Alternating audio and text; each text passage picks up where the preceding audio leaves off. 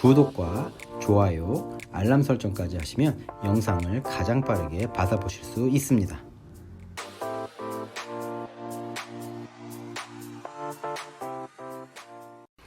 최근 시청자분들이 전기차와 배터리 관련 영상에 적지 않은 관심을 보여주셔서 이번에는 이제까지 다루지 않았던 신규 전기차와 배터리 관련 기업들을 살펴보려고 합니다. 그리고 현재 전기차의 흐름을 대거 이끌고 있는 테슬라가 진행되는 방향을 알고 있는 것도 중요한데요.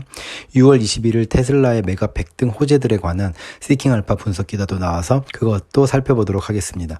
이 영상을 준비하면서 여러분들의 미국 전기차 관련주 추천 기업들 어라이벌, 카누, 로드타운, 센트로, 멀른, 소노, 라이온 일렉트릭, 에이로 많은 기업들을 검토해봤는데 뭐 이름은 영국 테슬라다 뭐다 하면서 혹해 보이는데 기업 퍼포먼스가 다들 엉망이더라고요.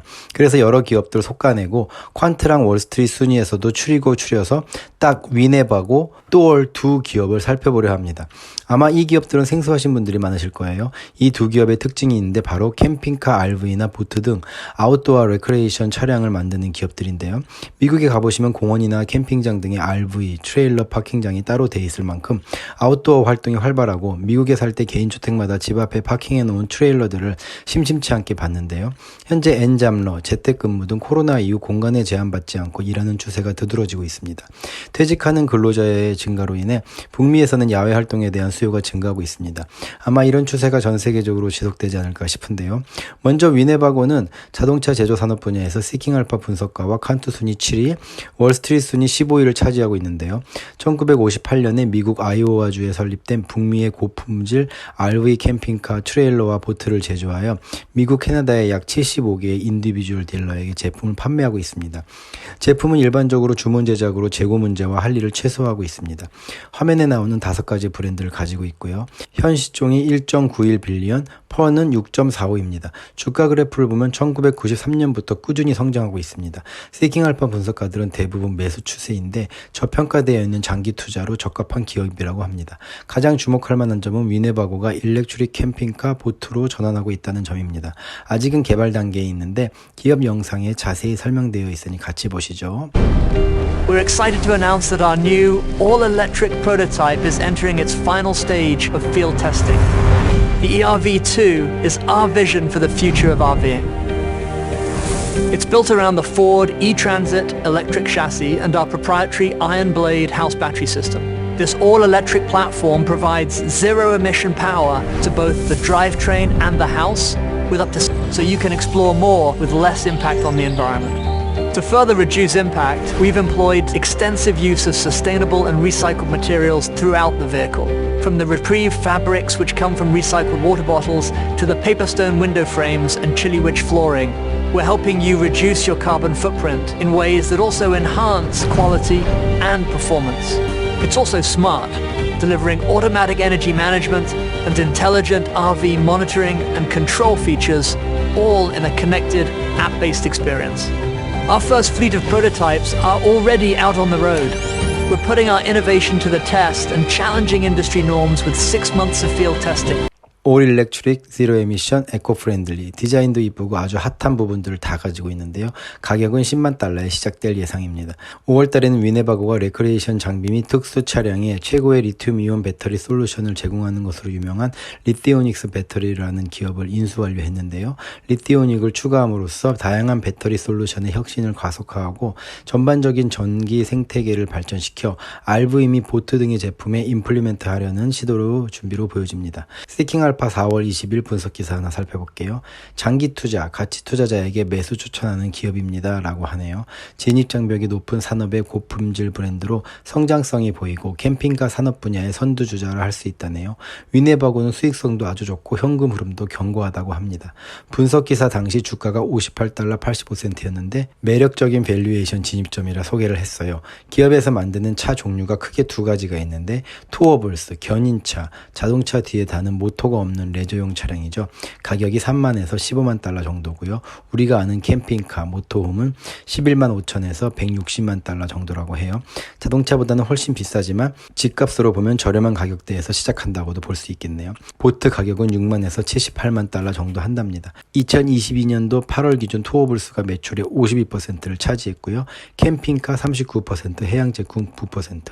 2025년까지 해양 보트의 매출을 15% 늘리는 게 목표라고 합니다. 보트 소유자의 약 28%는 베이비붐 세대, 37%는 X세대, 31%는 밀레니얼 세대입니다. 캠핑카보다 다른 두 분야가 마진이 훨씬 더 높다고 하네요.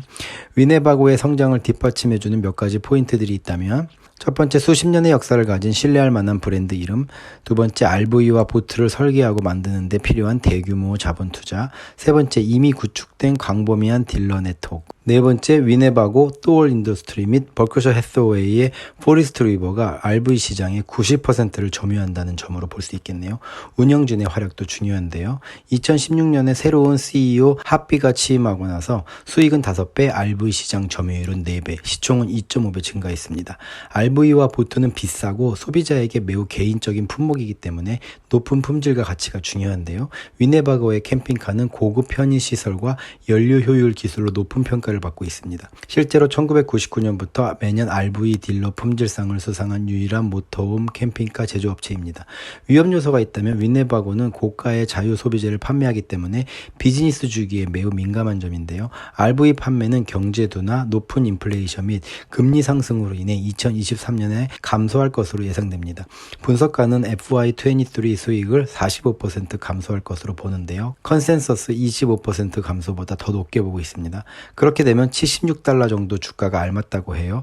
장기적으로 어디서든 일하는 추세가 역전되거나 사람들이 야외 활동에 대한 관심을 잃고 메타버스에 살거나 하게 되면 이 기업의 관심이 줄어들 수 있다고 봅니다. 결론적으로 매수 추천을 하고 있습니다. 현주가가 60달러 84센트인데 마켓빗 타겟 주가는 72달러로 보고 있네요.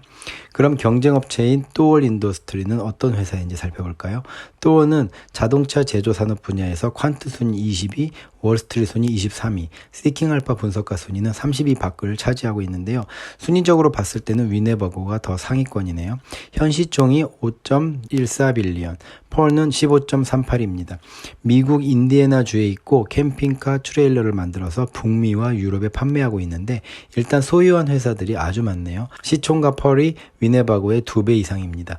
이 기업도 1993년부터 쭉 성장하는 추세인데 2017년, 2021년에 151달러까지 최고점 2번 찍고 하향하다 다시 오르는 추세입니다. 작년부터 분석가 8월부터 대부분 매수 추천하고 있고요. 매출은 위네바고와 마찬가지로 2022년 매출이 가장 높고 2024년까지는 2022년에 비해 30% 정도 떨어진 10.8빌리언으로 유지될 전망입니다. 매출은 또울이 위네바고보다 3배 정도 높습니다. 또울에서도 전기 캠핑카를 개발 중에 있습니다. 정확한 릴리스 데이트나 가격은 아직 알려지지 않았지만 2023년에 출시될 예정으로 전 세계로 판매될 예정입니다. 300마일의 주행거리로 고용량 배터리 팩과 통합 연료 전지를 구동되는 동급 최강의 주행거리이고요. 위네바고는 클래스 B RV 정도의 전기 캠핑카가 125마일 정도를 갈 수 있다고 하네요. 디지털 시스템을 이용해서 여행을 계획하고 목적지 캠프장에서 충전하는 동안 편안하게 휴식을 취하며 문제가 발생할 때 차량을 원격으로 모니터링하고 문제를 진단할 수 있고요. 충전까지 몇 마일 남았는지 확인도 가능하며 휴대폰으로 충전소를 찾을 수 있다고 합니다. 6월 7일 분석기사 한번 살펴볼게요. 팬데믹 기간 몇 년 동안 수요 감소로 회사가 어려웠었는데 3분기 매출이 전년 동기 대비 37% 감소했지만 예상치를 110밀리언 웃돌아 주가가 17.7% 상승했고 EPS도 2.24달러로 서프라이즈 했습니다. 재고 관리도 잘 되고 실적, 수익도 좋아서 분석가는 매수 추천을 하는데요. 위네바고와 또울 두 기업을 비교해 봤을 때 또울은 더 몸집이 있고 현재 흑자 전환하고 있는데 타겟 주가를 보면 주가에 벌써 기대치가 반영되어 있는 느낌이 들고요. 위네바고는 아직 몸집은 더 적고 전분기 매출도 미스했지만 보트도 있고 타겟 주가를 보면 좀 더 성장할 룸이 있어 보입니다. 그래서인지 성장성 점수가 또울보다 조금 더 높네요. 여러분들은 어느 기업에 더 관심이 가시나요? 자, 전기차 기업들 살펴보았는데 테슬라의 소식들도 몇 가지 잠깐 살펴볼게요. 첫 번째, 올해 첫 4개월 동안 테슬라의 미국 판매량은 52% 증가했고 테슬라의 모델 Y는 1분기 전 세계 판매 1위 승용차였습니다. 전기차 경쟁이 더 심화되었음에도 테슬라 순이익률은 15.4%로 급격히 증가했습니다. 사이버 트럭 출시가 눈앞입니다.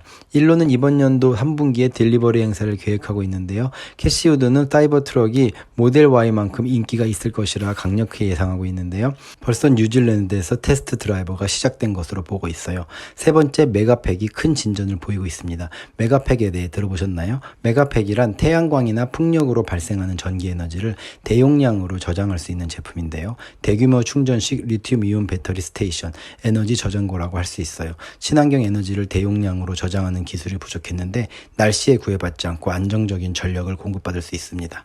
메가팩은 태양광 시스템과 원활하게 통합이 된다고 해요.